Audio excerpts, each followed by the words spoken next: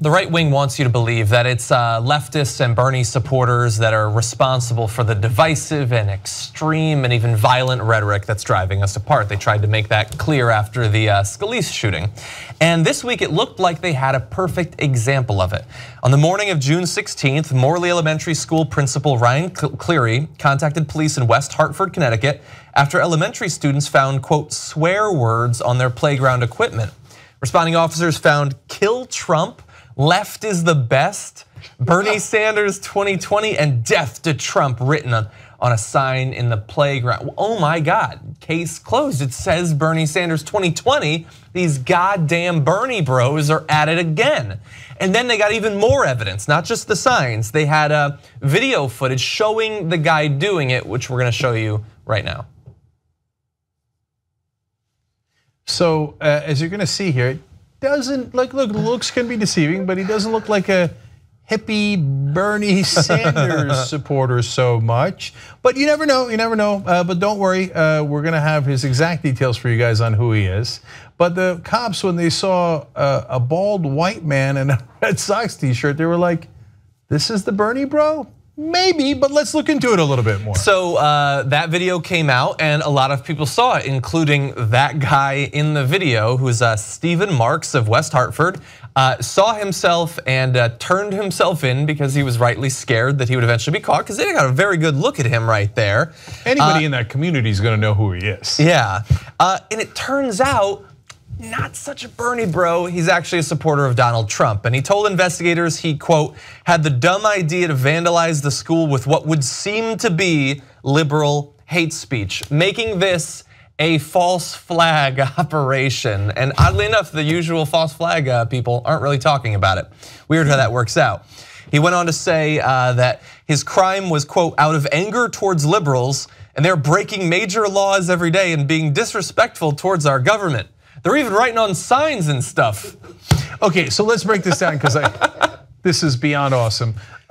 So by the way, let's just wait, really fast. Just because these quotes, two more quotes. He says, on the record, I want to say I'm sorry. It was a stupid decision. I hope nobody wants to do the same because it's wrong. That's good. And then he says, it was just a stupid thing I did at the time. It was stupid, stupid, stupid. Oh my God, I am totally sorry for that. Stupid, stupid, stupid.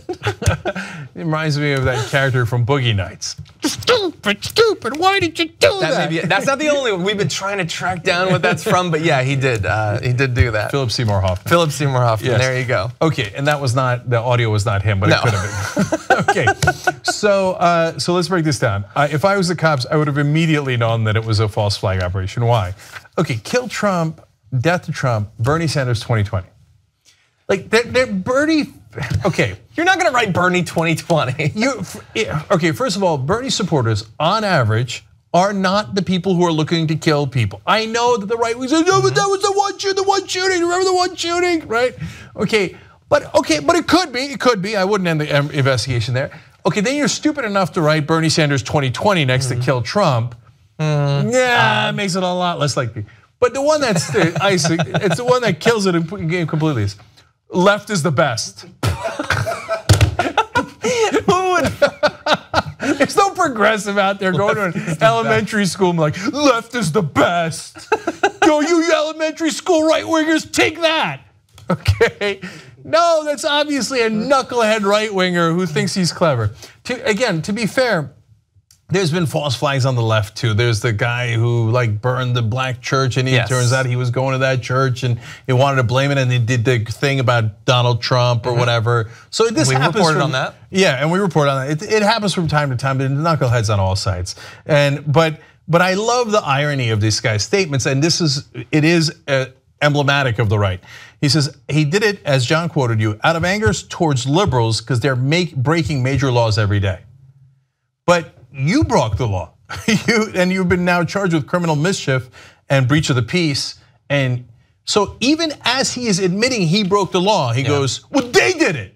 I did it because they did it. But you have no graffiti, you have no, in fact, since they didn't do it, you had to pretend they did it. Yeah. If they had already done it, you wouldn't have to go out there and pretend to do it. Exactly. Right? So So it is great irony and projection, and they're the lawbreakers. Yeah. As he is admitting to a crime. Yeah, and making his dog his accomplice, which is the worst part for me. I know. Have you no shame? And finally, the second part of that quote, he says, they're being disrespectful towards our government. I thought you guys were the ones who hated big government. Now, all of a sudden, you're charging liberals with the great crime of being disrespectful to our government. Support independent media. Come join us at the Young Turks. TYTnetwork.com/join.